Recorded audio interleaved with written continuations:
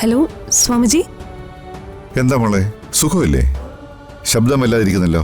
അത് പിന്നെ ചെറിയൊരു പനിയുണ്ട് സ്വാമിജി. ചെറുതാണെങ്കിലും പനി സൂക്ഷിക്കണം. ഡോക്ടറെ കണ്ടില്ലേ?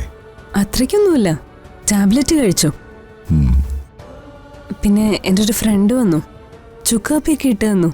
ഇപ്പം നല്ല ആശ്വാസമുണ്ട്. അപ്പോ ഫ്രണ്ടിന് വണ്ടി ഓടിക്കാൻ മാത്രമല്ല, ചുക്ക് കാപ്പി ഉണ്ടാക്കി തരാനും അറിയാം അല്ലേ? മോൾ എപ്പോഴാ ആശ്രമത്തിലേക്ക് വരുന്നത്? ഉടനെ വരാം സ്വാമിജി.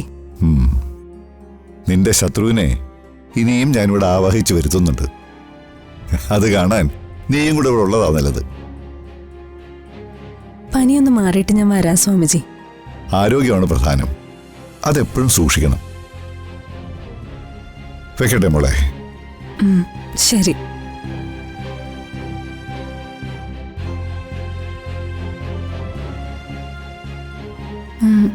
സച്ചിയെക്കുറിച്ച് സ്വാമിജിക്ക് എന്തെങ്കിലും തെറ്റിദ്ധാരണയുണ്ടോ?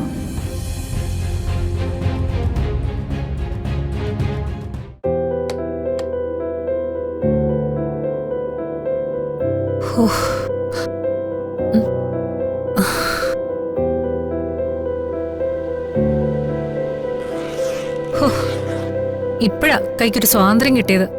ഇനി കുഴപ്പമൊന്നുമില്ലല്ലോ ഡോക്ടർ? കുറച്ചു ദിവസത്തേക്ക് ഈ കൈ കൊണ്ടൊന്നും ചെയ്യാൻ പാടില്ല.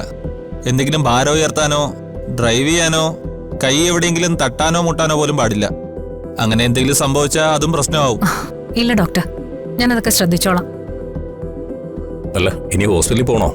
വേണ്ട, ഞാൻ തരുന്ന മരുന്നുകൾ കഴിച്ചാൽ മതി. Thank you doctor. എന്നാ പിന്നെ ഇറങ്ങിക്കോട്ടെ മാഡം. ശരി മൂർത്തി. ആ,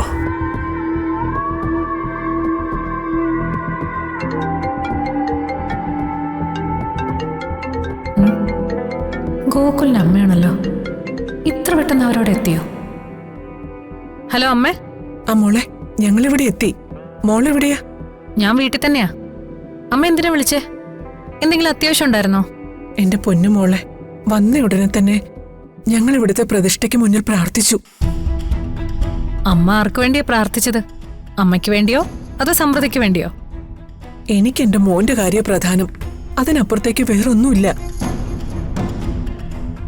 ഒരു കാരണവശാലും അവൾക്ക് ഓർമ്മ തിരിച്ചു കിട്ടരുതെന്ന് ഞാൻ മനസ്സൊരുക്കി പ്രാർത്ഥിച്ചു. എന്റെ പ്രാർത്ഥന ദൈവം കേൾക്കും, എനിക്ക് ഉറപ്പാ. പക്ഷേ അവിടുത്തെ ചികിത്സ ഫലം കിട്ടുന്നതാ. അതിന്റെ കാര്യം നോക്കാൻ മോളില്ലേ? പിന്നെ അമ്മ എന്തിനാ പേടിക്കുന്നേ? മോളെപ്പോഴാ വരുന്നേ? സമൃദ്ധ ചികിത്സക്ക് കയറാൻ പോവാ. മോള് വരുന്നില്ലേ? അമ്മ ധൈര്യമായിട്ടിരിക്കെ. ഞാൻ വരാതെ അവിടെ ഒരു ചികിത്സയും നടക്കില്ല. ചിത്രാ പൗർണമി അമാവാസിയാവുന്ന ഞാൻ കാണിച്ചു കൊടുക്കാം.